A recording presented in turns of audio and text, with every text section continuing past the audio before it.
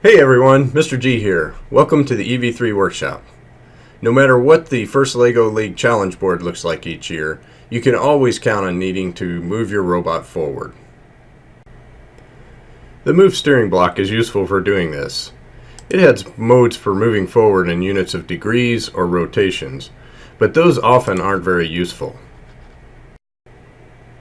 Today's question is, how do we make the robot move forward using distance units of inches or centimeters?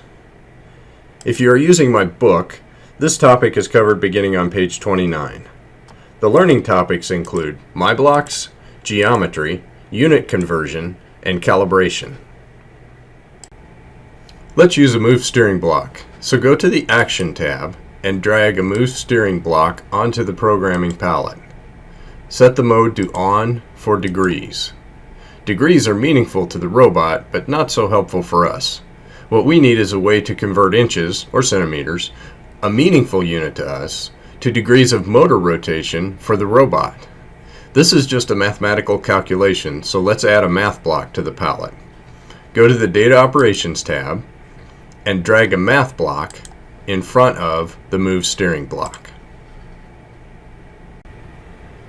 Now let's discuss how to convert inches to degrees of wheel rotation.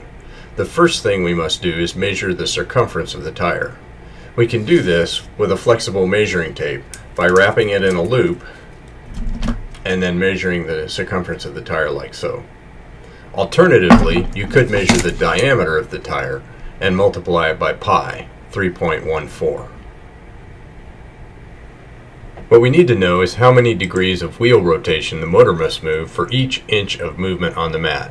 This is called the conversion factor.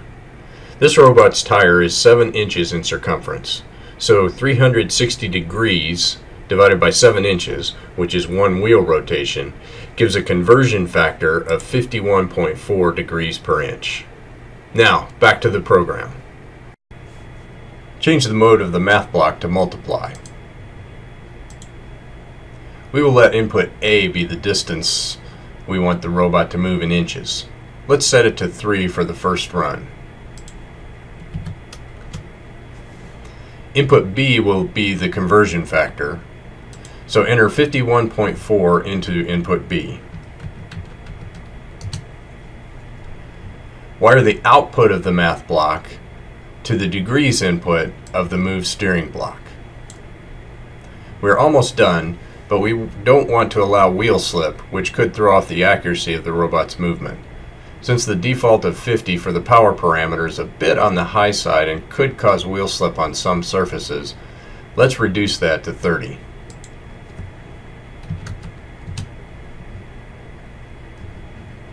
Now we are ready to download and run the program. If you want to make the robot's movement more accurate, a process called calibration, measure how far it really moves. If it moves farther than it should, reduce the conversion factor. If it does not move as far as it should, increase the conversion factor. Next, let's convert this program to a My Block. Select everything but the Start block, then go to Tools, My Block Builder, to open the My Block Builder window. By the way, there is a one-page guide for building a My Block on the website. If it is useful to you, just click on the link and print it out. We will call this My Block Forward. Pick an appropriate icon from those listed and click on the plus sign to add an input parameter. We will add 2 input parameters, power and distance. Go to the Parameter Setup tab, enter power for the name, verify that the input box is checked because this is going to be an input parameter, and that the data type is number. There are other data types, but this one will be a number. And let's enter 30 for the default value. Next, go to the Parameter Icons tab and select an appropriate icon for the power parameter.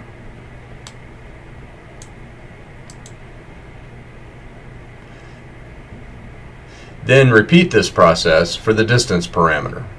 Click the plus, go to Parameter Setup, give it a name, we'll call it distance, make sure it's input, number, and give it a default value. Definitely don't leave it at 0. Let's pick 5, but you can enter what you like. Then go to parameter icons and select an appropriate icon.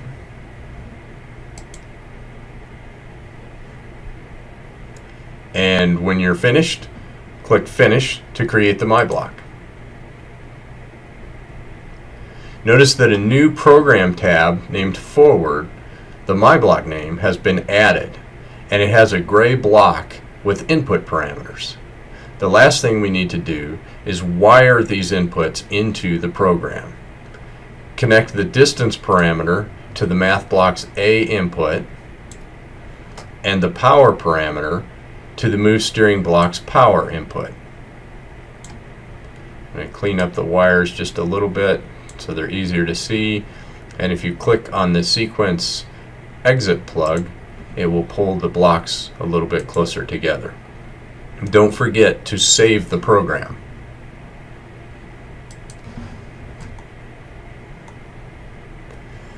Go to the Program tab to see your newly created My Block. From here you can run the program to see how it works on your robot. Now, anytime in a mission program you need your robot to move forward, you can insert this My Block into the program chain and enter the distance parameter it needs for that part of the mission. So if we had several blocks here and then we needed to go forward again, we could grab it from the My Block tab at the bottom and pull it out onto the pallet, and then we can change the power and or distance parameter to whatever we need for that part of the mission.